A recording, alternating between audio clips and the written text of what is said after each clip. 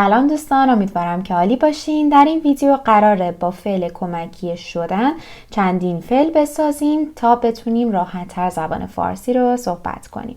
این افعال بسیار کاربردی و مهم هستن و وقتی اینها رو یاد بگیرین خیلی بهتون کمک میکنه که راحت‌تر صحبت کنین. بزن بریم. این ویدیو رو لایک کن تا به من انگیزه بدی و با دوستات به اشتراک بذار. اگر هنوز سابسکرایب نکردی و به گروه ما ملحق نشدی زودتر این کار رو انجام بده.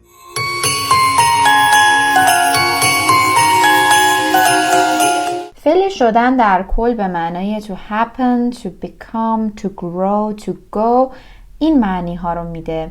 اما ما میخوایم بهش یک سری کلمات دیگه اضافه بکنیم تا معنی های متفاوتی ازش به دست بیاریم. مثل فعل کمکی زدن که توی ویدیوی قبل دیدیم چقدر میتونیم باهاش جملات خوب و کلمات جدیدی بسازیم. از اونجایی که وارد زمستون شدیم هوا سرد شده. هوا سرد شده. پس سرد شدن، سرد شدن. گرم شدن، گرم شدن. فاسد شدن، خراب شدن. spoiled or rot. خراب شدن، فاسد شدن. تو زبان فارسی هم ما میتونیم همین جوری بگیم غمگین شدن، خوشحال شدن، شاد شدن، ناراحت شدن، عصبانی شدن. عصبانی نشو. Please don't be mad. خوشحال شدم. خوشحال شدم. از آشناییتون خوشحال شدم. از دیدنتون خوشحال شدم. امروز یکم غمگین شدم. خیلی عصبانی شدم. با دیدنش خیلی عصبانی شدم. بی‌ادب شدن. اینقدر بی‌ادب نشو. بچه‌ش چقدر بی‌ادب شده. دیدی؟ اینم بی‌ادب شد. بامزه شدن. وقتی یه نفر بیش از اندازه شوخی میکنه بهش میگن چقدر بامزه شدی. اما یه حالت مسخره طور و سارکاسم داره. مخفی شدن.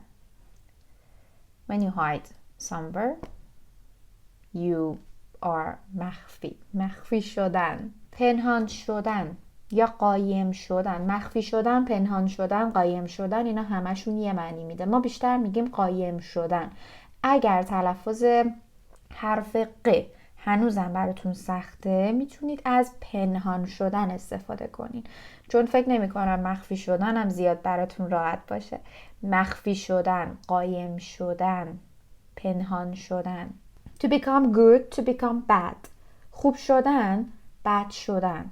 خوب شدن، بد شدن. این هم در رابطه با شخصیت و پرسونالیتیه، هم در رابطه با مثلا سیکنسه یا هیلینگ، زمانی که شما حالتون خوب میشه یا زمانی که حالتون بد میشه. I feel awful. حالم بد شده، خیلی حالم بده. لطفاً زودتر خوب شو.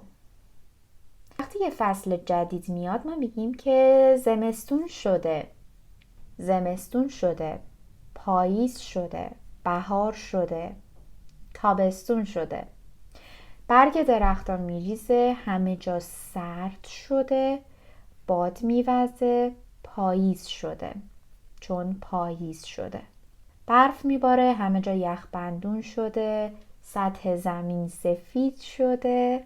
زمستون شده. همه جا زیباتر شده. گلها شکوفا شدن. زمین سبز شده.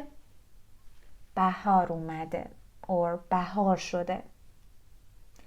مدارس تعطیل شدن. بچه ها آزاد شدن. هوا گرم شده. تابستون شده.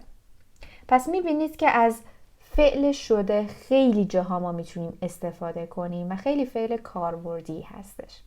حالا شما یه مثال با فعل شده برای من بزن. اگر سوالی دارید حتما توی کامنت ها از من بپرسید. مراقب خودتون باشید. با امید دیدار و خدا نگهدار.